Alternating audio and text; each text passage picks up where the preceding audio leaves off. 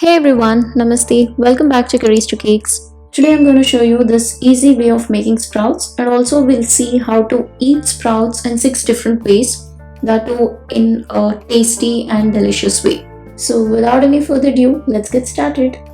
Into a bowl add green gram, brown chana, horse gram. I have taken 1/4 cup each. You can even use how much ever you want. It doesn't matter if it's equal parts or not. But be careful with horse gram. It might be allergic to some people. Okay, now wash this twice or thrice.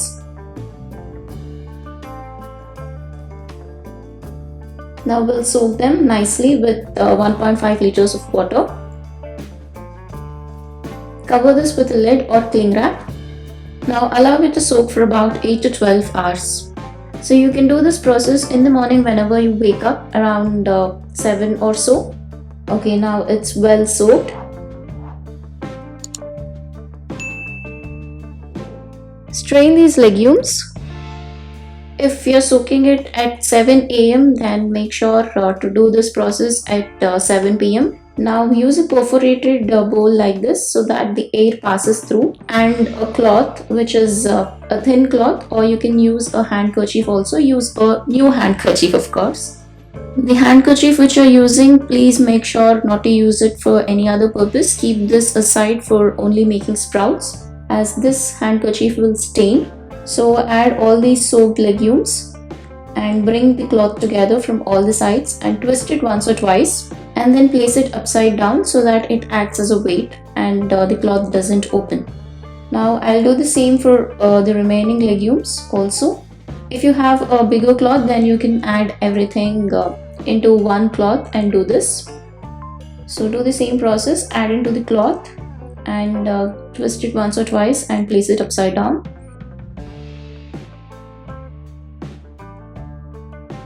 And now cover this with a lid, or you can even cover it with a cloth. Make sure the air goes in. That's why we are using this perforated bowl.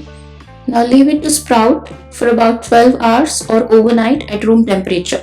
Okay, the next day when you open it, say around 7 p.m. you have done that process of tying it in a cloth, then the next day 7 a.m. it will be sprouted and you'll get these beautiful sprouts ready. So check them if it's nicely done. Yeah, see, all the sprouts have come out, but the brown chana is yet to sprout more, but that's okay.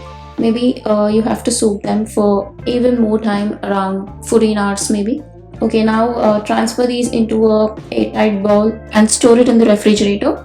If you don't have an airtight bowl, then transfer it into a clean bowl and cling wrap it. And that's it, your sprouts are ready. Consume it within 2 days. So do try out this sprouts at home. Do not buy it from the market, and you will feel happy when you see those sprouting. So now we'll see first way of eating sprouts. Into a bowl of sprouts add some pomegranate or any fruit of your choice, or you can even add a mix of fruits as well, and give it a quick mix. That's it, it's quick and easy, and also tasty too. Now the second type is sprouts with dates. To a bowl of sprouts add deseeded dates, and that's it. It's quick and easy, and this is very delicious. The third type is sprouts with nuts. To a bowl of sprouts add some nuts, any nuts of your choice like cashew nuts, pistachios, walnuts, macadamia nuts, anything. I have even added some raisins for some sweetness, and that's it. It's quick and easy. Now for the fourth type, it is sprouts plus onion chaat. To a bowl of sprouts add finely chopped onions.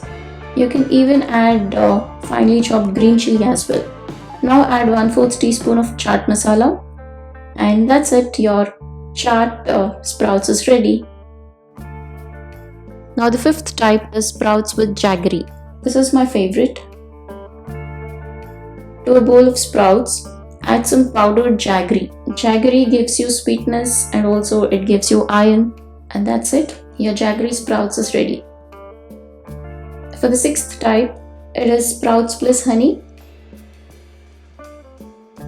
To a bowl of sprouts, drizzle some honey and give it a quick mix. And that's it, your honey sprouts is ready. So do make this at home and share your experience in the comment section below. Consume it every day in the morning or as a snack in between your meals. And that's it for today. Stay tuned for more videos and thank you for watching.